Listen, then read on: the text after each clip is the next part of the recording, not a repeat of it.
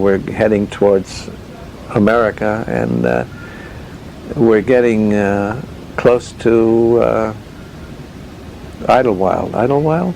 Was it? That's what it? Idlewild, yeah. Yeah, Idlewild. So I'm wondering, oh my God, how are they going to look, and how they. And so the pilot then said, if you want to see a sight, look out your right side window. So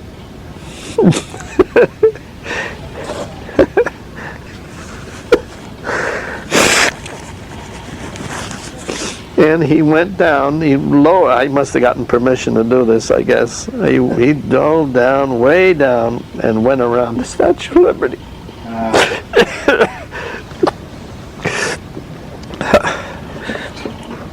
I can't tell you what went through my head. Oh, Jesus.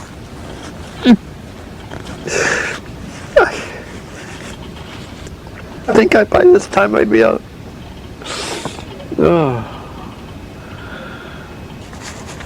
Oh, it was so profound. Like I was home, So then I hopped the subway. Well, I got released, and I hopped the subway and came up, and I got up on 91st Street, and then I went around my corner, and the ball came bouncing to me. Oh, I dropped my duffel bag, and I picked up the ball, and a little kid comes up to me and says, "Hey, give me that ball. You want to waltz one up your snot box." I was home. We were going along there, driving the tanks, looking around, and way up in this one tree, way up there, there's a cow, and he was hanging by his neck, right in the fork, just like somebody put him there. He got blowed up there, and when he come down, he let in that fork of that tree with his head, and that's what was holding him. I said, man, oh man, look at that. And I always wanted to shoot a cock out of a tar bell. I never did. When I got hit, I got spun around and thrown on my can, just ripped up, and I thought I was a goner. And when did that happen? This was in Florida Stat, but there were many battles before that. A lot of battles. First one was in St. Louis. I never knew what a hedgerow was. When I seen those hedgerows, I said, my God, no wonder nobody could see anything. None of the tanks or whatever was behind them. But they were taller than the buildings, the one-story houses. They were taller than that. And they were real hedges, but so close together that you couldn't see nothing.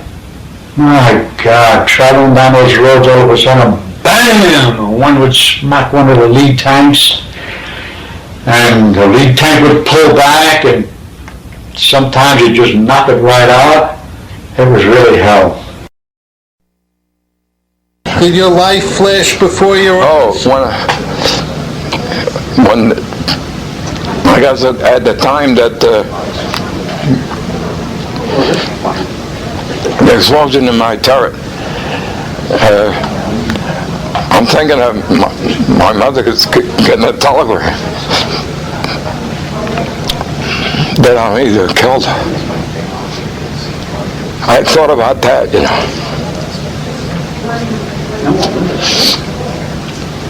And you think of so many things that it seemed in about 5 seconds your whole life is. You'd be thinking, well, why did I answer this? Why? When I went in the Air Force, I said, I want to go in the toughest part of the Air Force. I said, you want to be a gunner? And you had second thoughts about it then? Yeah. At the vision, I'm saying, why did I answer this kind of job?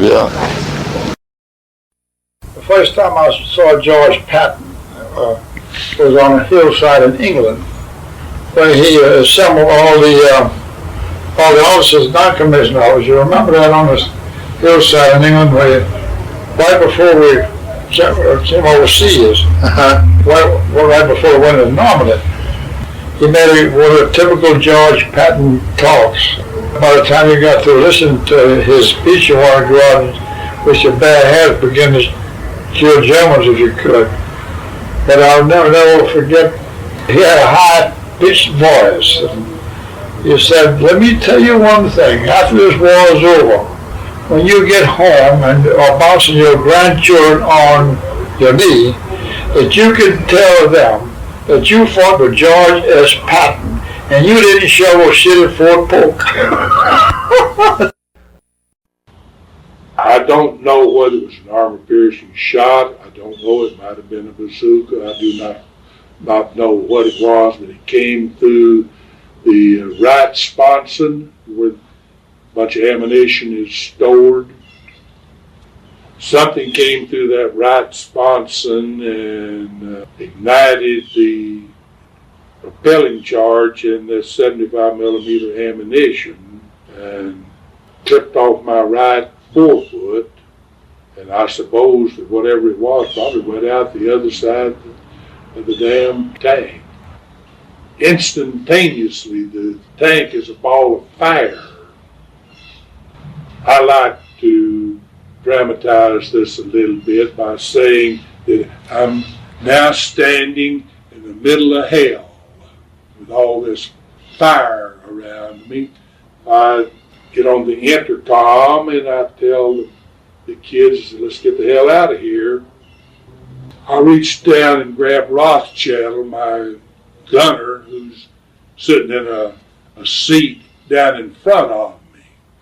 I grabbed Rothschild by the shoulders to yank him out of that seat and push him up to get him out of the turret. And I don't know, I've been hit. And after I pushed Rothschild out on top, why, I turned around then to climb out myself. And as I stepped up on that ring around where the top and bottom of the turret are bolted together, when I stepped up on that, why, I didn't have anything to step with. And that's when I realized that something has happened. I fell down to the bottom of the damn turret basket. And to this day, I don't know whether I fell or whether it was Dennis climbing up my back to get out. Same material anyhow. Dennis should. Told him to abandon. Well, don't cram me down in this barbecue pit. Dennis, had I thought about it, why, he should have gone down the front, under the bow gunners. Right behind him, there's an emergency escape hatch. I pulled myself and crawled out onto the turret and jumped down on the ground and looked down. That's when I saw I didn't have much of a right foot left. My friend and I, Carolyn Steinman from Ohio, had agreed to drive somebody's car from Casper, Wyoming to McCook, Nebraska, because she was very pregnant and could not drive the car. So Carolyn and I drove. You know, you couldn't get gas. All we saw was tumbleweeds and rattlesnakes. We did put one of the rattlesnakes in the trunk just to kind of tease our husbands when we got there. Of course, they were dead, thank goodness. But after we got in the car and started, we weren't sure they were dead. We kept thinking it was going to hit our heads. But the reason I gave McCook a bad name was we got to McCook. We went to the hotel to get a room. No, they didn't have any vacancies. We went to everything that the city sent us to check. And of course they were uninhabitable. And the only place was a little hotel that we found, and we went over and begged them for a room, and no, they didn't have anything.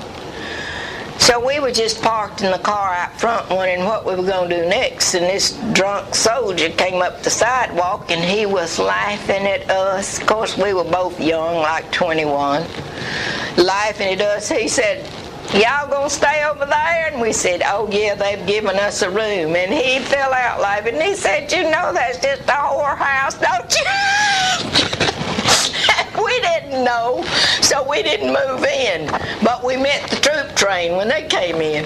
And when Jim came in and her husband, they called him Stinky, and they went right to the hotel, the Uptown Hotel, gave him a room just like that. They just thought we were some kind of camp followers. And they went back to that place, and they got their money back, said we didn't want to rent them the room, but said they were so insistent, they just wouldn't take no. Tony said you used to get everybody in the tank scared. Yeah, That you- know, tomorrow they're going to blow our heads off. Well, I'll tell them the truth. I used to write letters home. My sisters read them and be crying. I says, well, tomorrow they'll probably blow my head off. They'd be crying, reading letters. Well, I'm telling what the war's like, you know. And Tony, he was scared, but he wouldn't say nothing. Here's some excerpts that were collected from letters from home. First one, quote, "If you need any money, let me know," from his mother.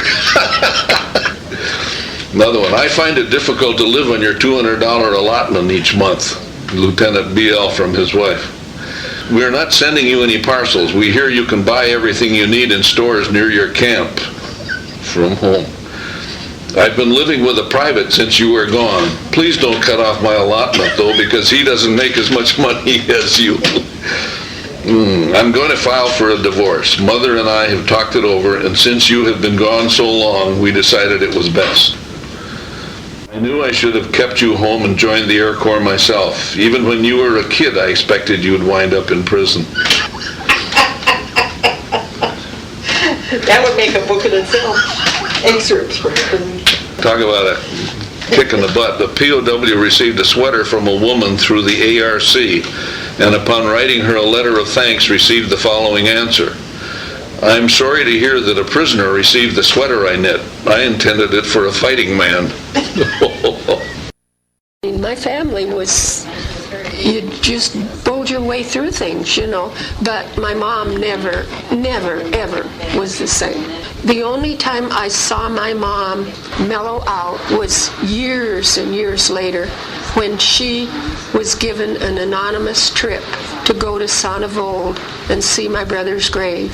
And my sister and I were as excited as she was because she had dreamed about this, and we had almost forced her to go into Gold Star Mothers. No, I don't want to do that. I don't want to do that. And she went down and she joined finally a group of women that she really didn't know any of them, but they were all Gold Star Mothers, and she loved it because they had things in common. And when she got this trip, one of the ladies that Mom had never met before Gold Star said, "Mrs. Moore, I'll never get to go to Sonneville. If I give you $10, will you get some flowers and take them to my son's grave?" And Mom said, "Oh, I'd be more than happy to do that. Now, if you're going to cry now, wait till I tell you." I mean, if you've seen pictures of Sonneville, you know that it's thousands and thousands. It's the largest American cemetery in Europe. Mom was taken up there, picked up at the hotel. Everything, every step of her trip was planned for her. She was picked up at the hotel in Paris, put on the train. When she got off the train at Sonneville, there was someone to meet her there, walk her in, sign in and everything. And then they put her in a little golf cart. And she said, "Erlen, it was like I went for miles through these fields of white crosses." And she said, finally, this gentleman pulled over and he said, "Mrs. Moore, there's your son's cross right there." And he gave her a little whistle and he said, "When you're ready to leave, you just blow this whistle and I'll be back." And she said she turned around and he just practically disappeared over one of the little hills. And she spent her time, and she knew she could come back the next day, so she spent her time at Bill's grave. Then when she blew the whistle and he came back, she said, "Before you take me out," she gave him the number of this other fellow's grave. And he said, "Mrs. Moore, it's right across the walkway." And she was able to come home and tell that mother, your son and my son are right across the sidewalk from each other in those thousands of crosses. So she came home and she was a different woman.